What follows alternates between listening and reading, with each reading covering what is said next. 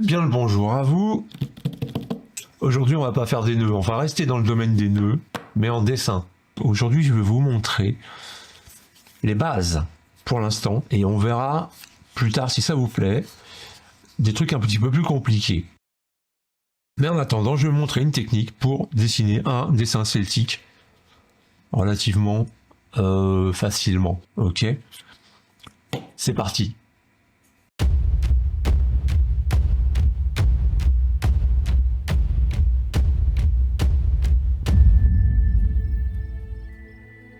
Alors, on va se munir d'un critérium ou un crayon papier.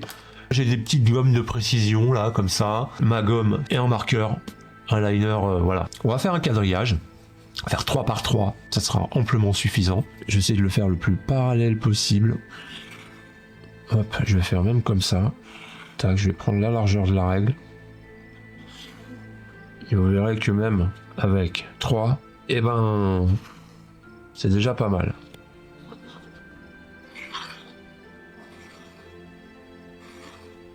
Voilà. Donc, ce qu'on va faire à présent, c'est qu'on va faire des intersections. C'est-à-dire que on va enrouler chaque intersection avec un rond. C'est pas grave s'il n'est pas bien régulier. Hein.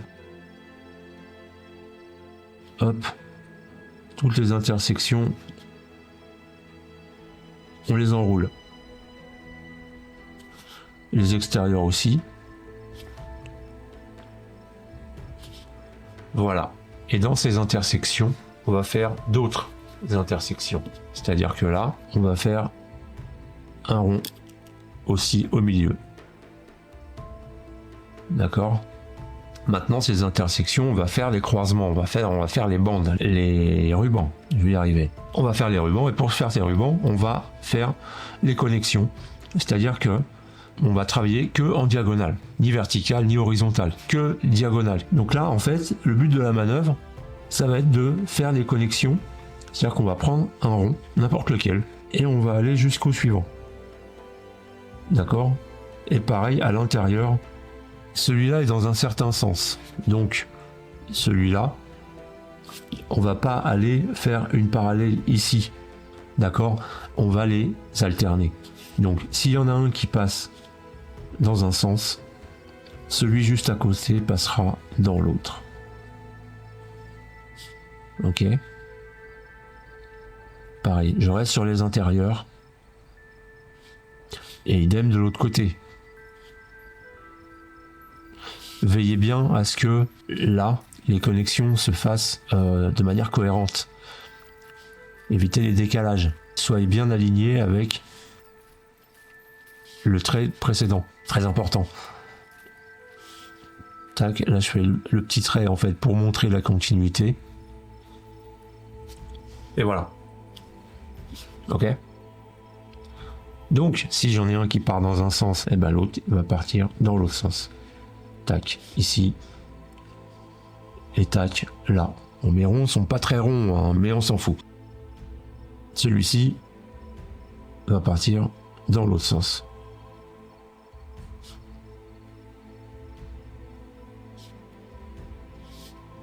Ok. Celui-là dans l'autre sens.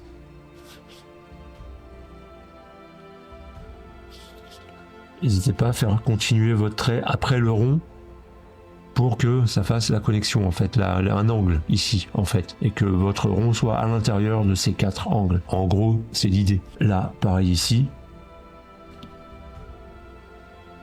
Pareil ici.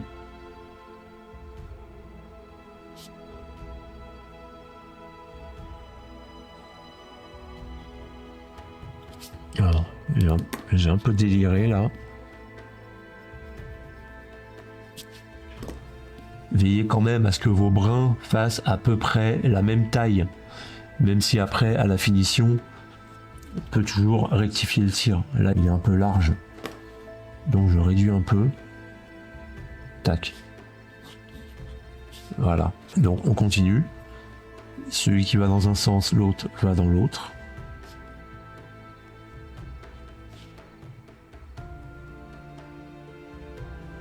Tac. Toi tu vas dans un sens, bah, l'autre il coupe. il va dans le sens opposé. À chaque fois que tu en as un qui va dans un sens, l'autre, le suivant va dans le sens opposé. Vous voyez là, ce que je disais tout à l'heure, c'est que mon trait, hop, si je le suis là, hop, il est plus en face. Ça va pas du tout. C'est exactement la connerie que je vous ai dit d'éviter tout à l'heure ici. Et ben, là, il va falloir rectifier le tir. J'ai pas été vigilant, mais ça tombe bien que je vous le montre maintenant, comme ça, on évitera la connerie par la suite. Là, je vais faire ma connexion, tac, tac, tac, et je vais la faire genre là.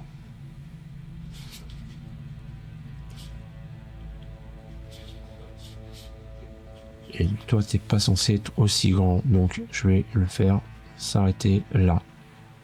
Voilà. Là, on est mieux, là. Ma petite gomme de précision.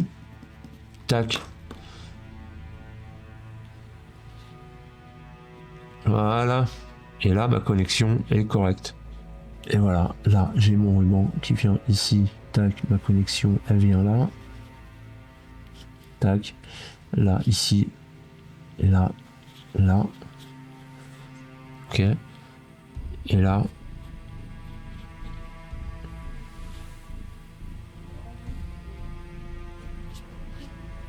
Voilà en gros. Maintenant, les angles. Pour les angles, vous avez deux écoles. Soit vous faites des angles droits, soit vous faites des arrondis. Moi, j'aime bien faire des arrondis. Alors forcément, on va dépasser du cadre.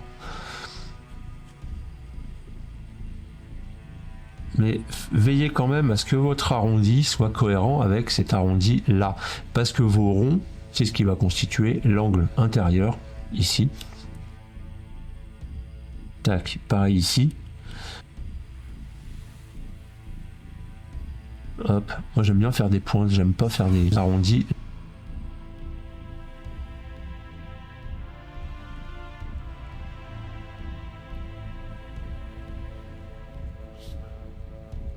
Là, à l'intérieur, tac, je reste bien sur ma ligne, bien. Voilà, j'ai mon angle intérieur là, et je vais avoir mon angle extérieur ici. Pour les besoins de la vidéo, je vais éviter de tourner trop la feuille. Mais évidemment, mettez-la dans le sens que vous voulez. Là, j'ai un angle qui est un peu foireux, donc je vais le retravailler.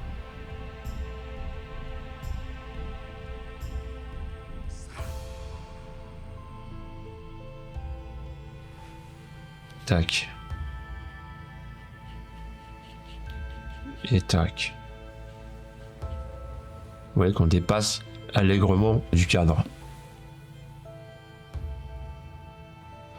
Là, ma connexion, elle est là, ici, tac, tac, tac. Et je reviens par là. J'ai mon arrondi qui est là.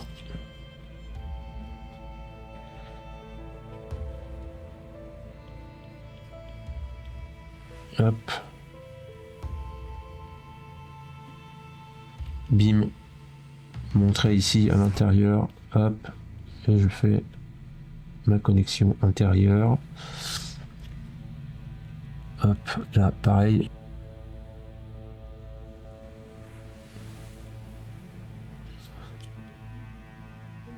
Hop, ma connexion là. Je vais partir de là et je vais venir faire tac, ma connexion ici et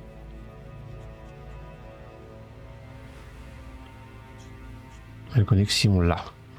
Donc maintenant, on va passer à l'ancrage. Ça me paraît correct.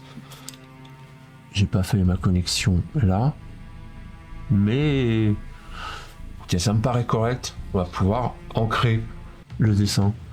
Donc là, je prends mon marqueur et je vais faire mon ancrage.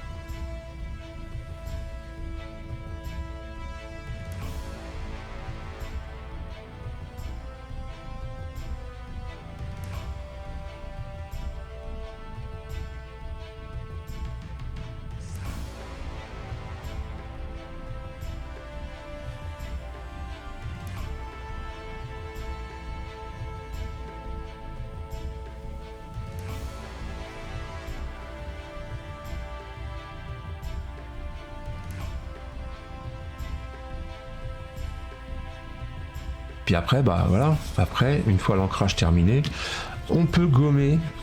Donc là, j'ai appuyé comme un bourrin avec le crayon à papier, hein, donc appuyez pas trop au départ, sinon vous allez vous retrouver comme là, avec les traces de crayon à papier, les ronds, les cadres, etc.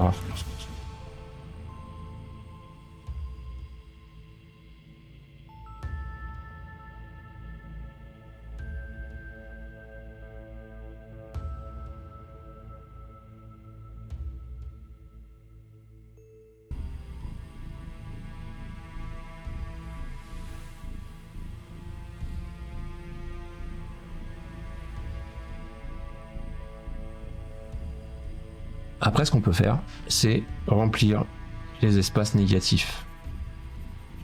Par exemple.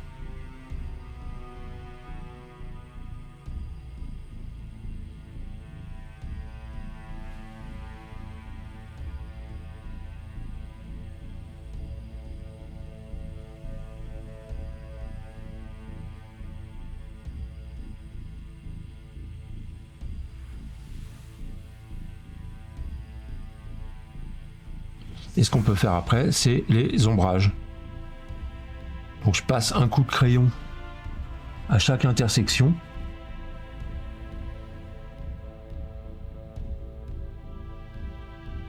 Et après, un coup d'estampe pour faire les ombrages. Pour donner un peu de profondeur, un peu de relief au motif. Pas beaucoup, juste assez.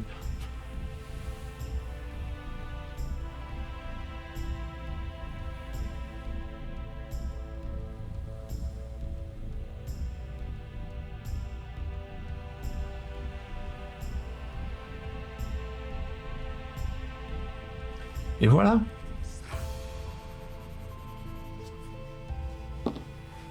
Mine de rien, voilà, vous pouvez vous amuser à essayer ça. Voilà. C'est tout pour cette session-là. Il y en aura d'autres.